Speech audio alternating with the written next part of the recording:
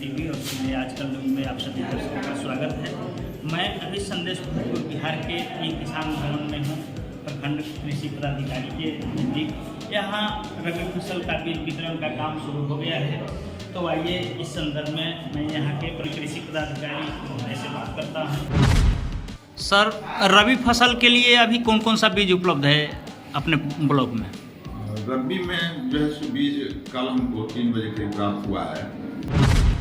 आपका मसूर में और चना में, मसूर और चना जी, इसमें लेस देन और मोर देन, मतलब एक है कि 10 वर्ष से कम अवधि का और एक है कि 10 वर्ष से अधिक अवधि का। में तो मसूर में भी मोर देन में भी 10 कुंटल बीज प्राप्त हुआ है और लेस देन में भी 10 कुंटल।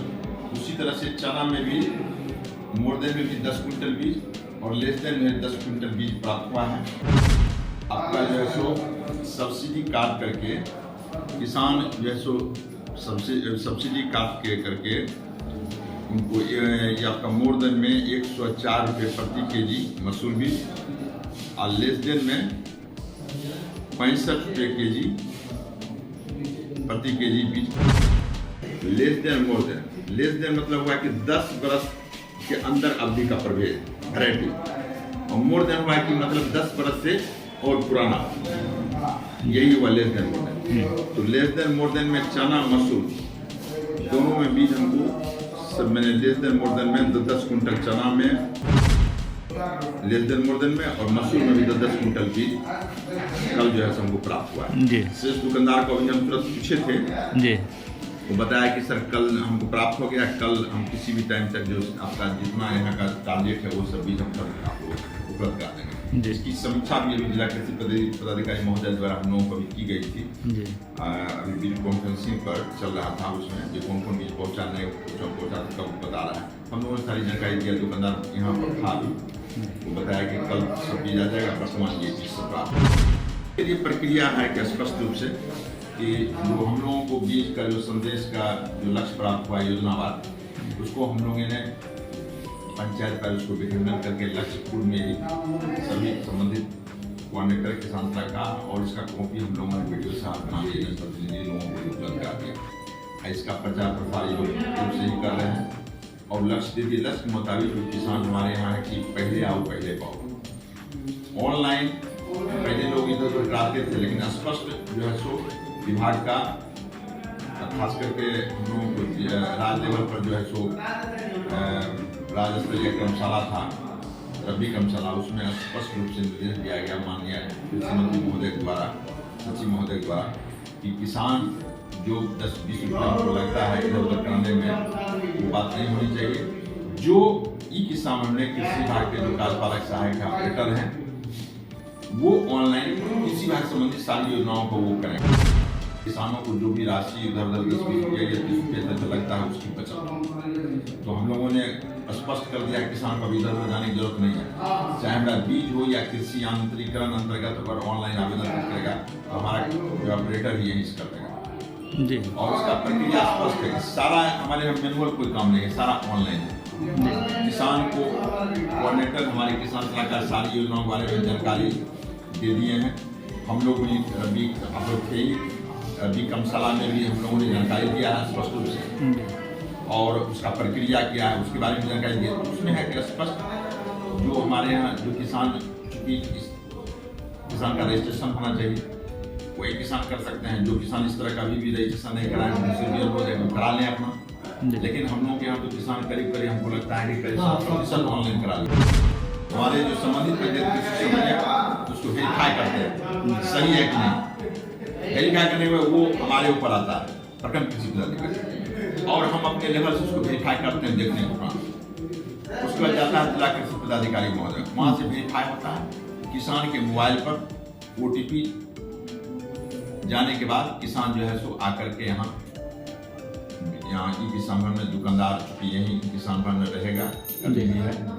ब्लॉक बाहरी क्षेत्र में कहीं नहीं है इसका दुकान, खाली केवल ब्लॉक में ही है। ये यहाँ जो जिला से अलॉट किया गया दुकानदार को, वो ई किसान भवन में रह करके ही वितरण करेंगे, बाहर कोई दुकानदार नहीं। ई किसान भवन अभी भी प्रेजेंट नीचे में है, और वो जाएंगे अपना और भी डेट बता दीजिए साहब, कब से कब तक वितरण होगा? जैसे भी हमारे बीज दो आ गया है, हम लोग अभी शुरू कर देंगे। जो किसान ओटीपी, जो कुछ किसान आ रहे हैं अभी, जिनको ओटीपी आ गया है और जिनको ओटीपी आ गया, किसान आएंगे बीज वितरण हम शुरू कर देंगे। कुछ कल सामग्री अभी से शुरू कर देना है, खत्म हो जाएगा, समाप्त हो जाएगा उस योजना का। प्रत्येक किसान को कितना बीज दिया जाएगा? अलग अलग बहुत तरह की योजना है, सबका अलग अलग। आप मान लीजिए सीएम सीट है, उसका बीज आपको नहीं मिला, लेकिन उससे राजस्थान में 2 ही किसान को दे सकते हैं, उससे अधिक हम नहीं दे सकते हैं। उसमें भी है कि पहले आओ पहले पाओ।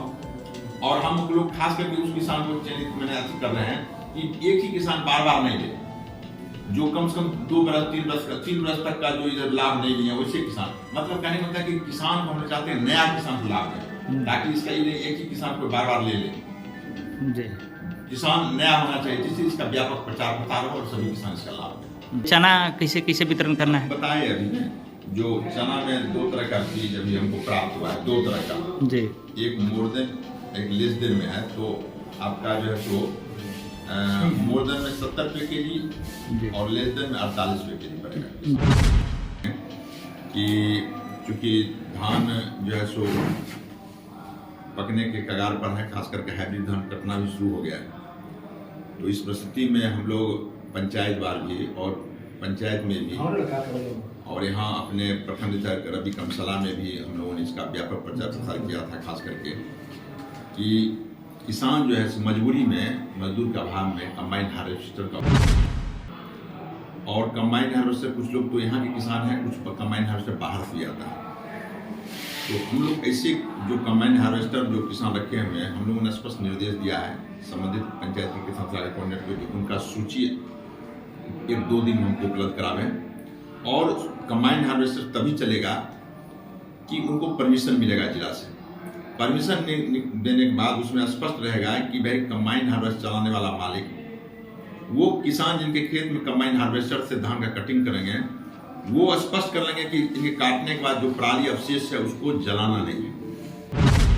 विस्तार पूर्वक बताया गया था कि इसका क्या कुप्रभाव पड़ता है, और इसका विकल्प भी है। हमारे यहाँ बहुत से कृषि यंत्र हैं जो अवशेष है उसको कलेक्ट करके आप पशु चारा के रूप में या कंपोस्ट रूप में उपयोग कर सकते हैं। उसके लिए उस पर काफी सब्सिडी भी है जी। तो हम चाहेंगे कि आप लोगों का इसमें सहयोग हमेशा मिला है, और इसमें भी सहयोग किसानों के बीच में इस बात का प्रचार प्रसार जी। ये तो है सर, लेकिन इसके अलावा मान लीजिए किसी किसान के पास कोई चारा का व्यवस्था नहीं है, वो अपना पराली कैसे जलाएगा या गलाएगा, कहीं इसके लिए क्या व्यवस्था है? उसके लिए है कि देखिए, अब मान लीजिए कोई किसान के पास मान लीजिए पशु नहीं है, कलेक्ट कर लीजिएगा। तो कलेक्ट करने के बाद जो है उसको आप दूसरे किसान जिनको जरूरत है उसको पराली को जो है सो कुट्टी के रूप में काटने के बाद जो है उसको बेच सकते हैं मार्केट में, जिनको जरूरत होगा।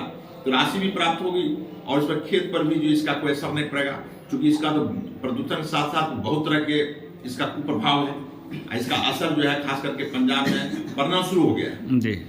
तो हम लोग पहले से अलर्ट हैं। हमको पूर्ण उम्मीद है कि संदेश में जैसा कि किसानों के बीच हम लोगों ने प्रचार प्रसार किया है, आप लोगों का सहयोग भी आप लोगों से प्राप्त किया है, आप लोग सहयोग भी दिए, तो हमको उम्मीद है कि यहाँ इस तरह की घटना नहीं होगी। इसके लिए हम लोग तत्पर हैं जी।